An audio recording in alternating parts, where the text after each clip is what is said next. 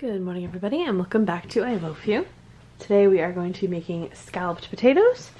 So our first step here is we want to peel our potatoes and then we are going to run them through our mandolin to slice them thin, or you can slice them thin by hand.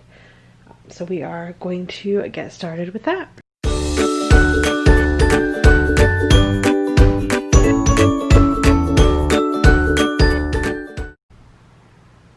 Alright, and now that our potatoes are all peeled, I am just going to wash them a second time just to ensure that all of the dirt is off of them. Otherwise your scalloped potatoes may take on a little bit of a dirty flavor.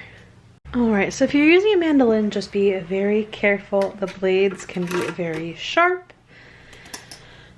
This is a multi-purpose tool. It's a mandolin as well as a potato cutter. It does french fries and home fries as well, and comes with the finger guard.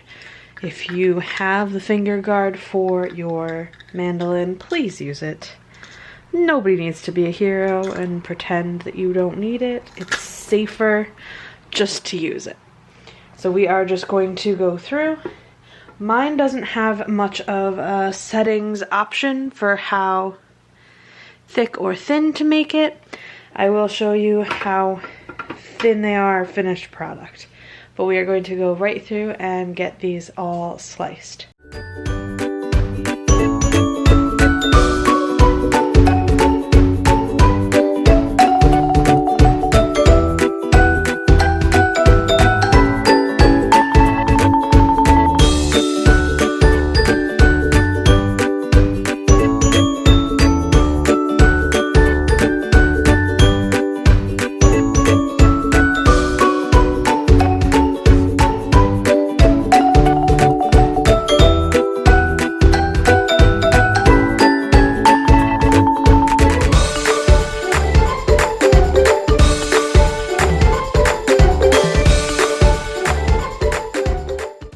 So here I have our one small onion. It's not super small, but I have removed the skin layer. And I am going to put it in our cutter on its side. That way I can slice and not end up with any weird rings or anything. So we are going to run this through the mandolin as well.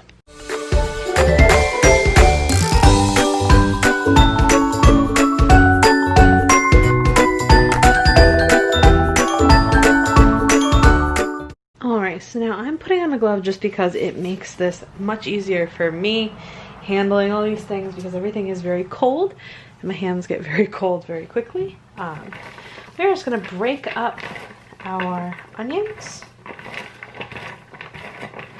Now this bowl is larger than the mixing bowl, so I'm going to mix everything right in here.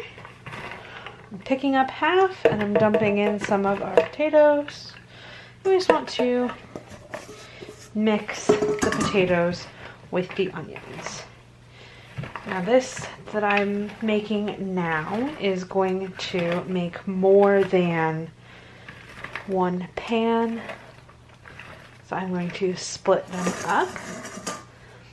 And then we are going to get started on the I guess you could call it a sauce or a gravy that goes over it in order to bake it. Now usually I will use a large casserole dish or a slightly similar to-go dish. For aluminum pans right now I have pie tins, so I'm going to use one of those. Obviously that will just have a shorter cook time.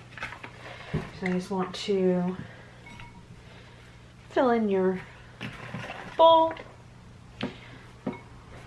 You don't want the potatoes to all be stuck together, so you want to sort of break them up a little bit. Now if you like more onions, feel free when you slice up your onions to cut up some more onions. If you don't like onions at all, You can either pick them out when you're eating, like we used to do when we were kids, or you can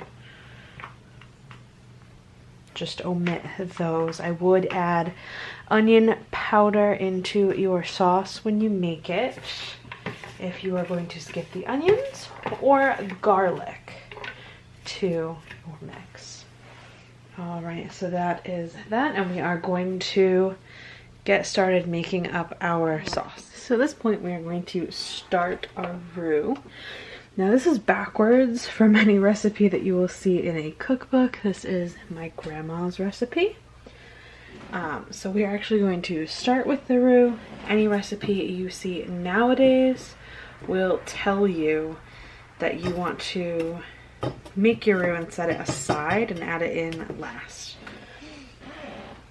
So I'm going to be melting our butter, and I'm actually going to add to that a little bit of chicken base, just because I think it adds a little bit extra flavor to it. And we just want to get this to melt completely before we add our flour.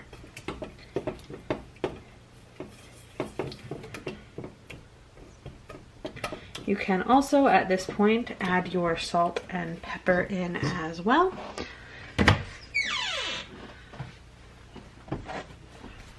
And I just add in a little bit of salt,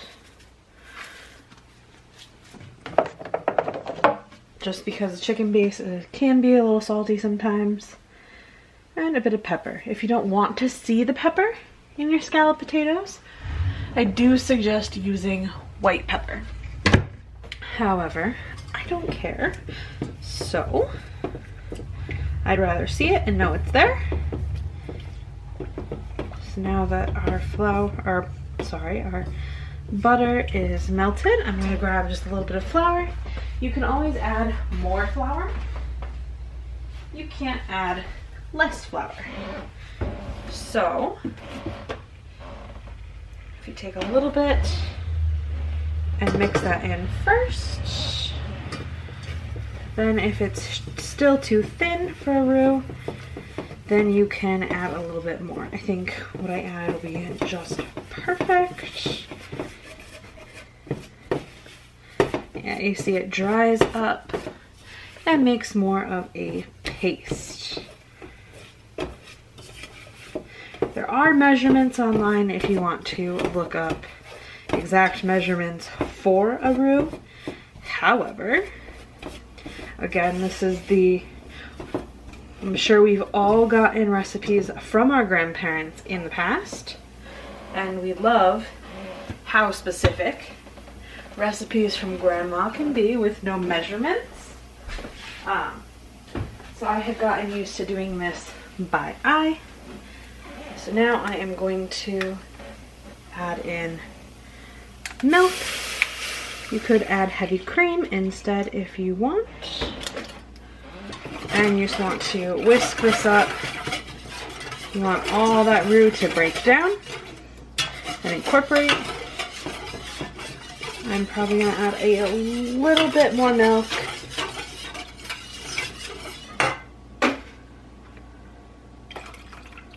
At this point, for the amount that I have made for potatoes, I have used about a quart of milk. Now you just don't want your roux to settle to the bottom. You want this all to completely incorporate. So you just want to make sure you keep whisking while you heat it up. Towards the end, if you really need to add a little bit more flour, we can. I'm probably going to add a sprinkling more of pepper, just because I don't see as much floating as I usually like in my scalloped potatoes.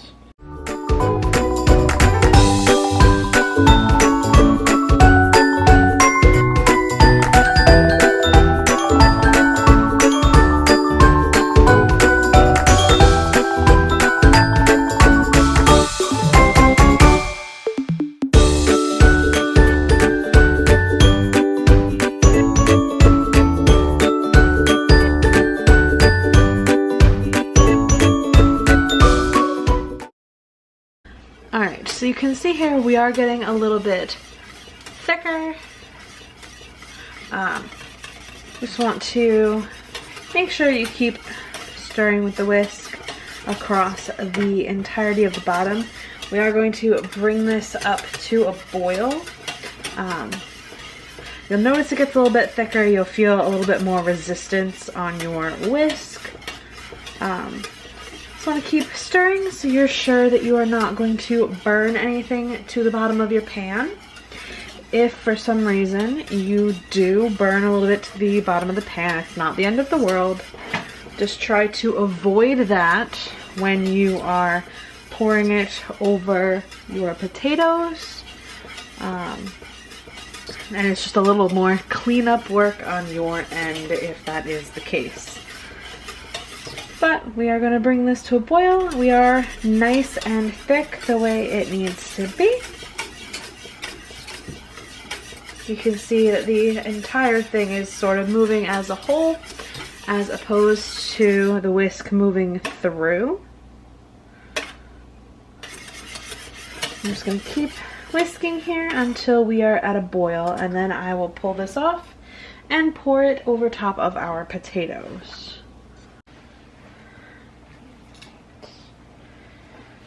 So we're just going to pour this over. I'm not adding too much at a time just because I want it to soak in, and I am filling 3 different size pans here, and it soaks in just a little bit differently into each pan.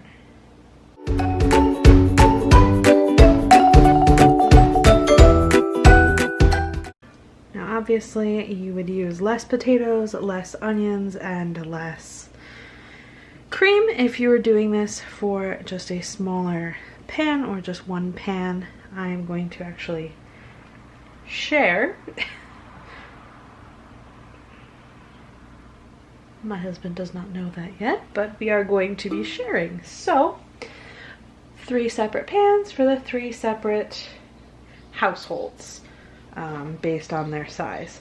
So I am now going to cover these with aluminum foil. This size, the larger size here in a normal size Pyrex casserole dish, will bake for an hour and a half.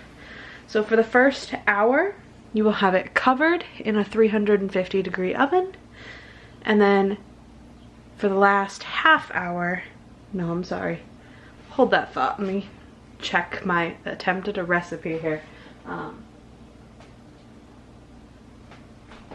Yes, for 1 hour you will cook it covered, and for a half hour you will bake this uncovered. These smaller pans, this is about the same amount of potatoes and onions and cream, so I also recommend an hour about. So I would do 45 minutes covered and 15 minutes uncovered. And the little guy will bake for about an hour as well, just to be on the safe side here. I will check it sooner, but I will have it covered for at least the first 20 minutes, and then I will check it to see if it is ready to be uncovered or if it is done at that point. So we are going to wrap everything in aluminum foil and start our oven.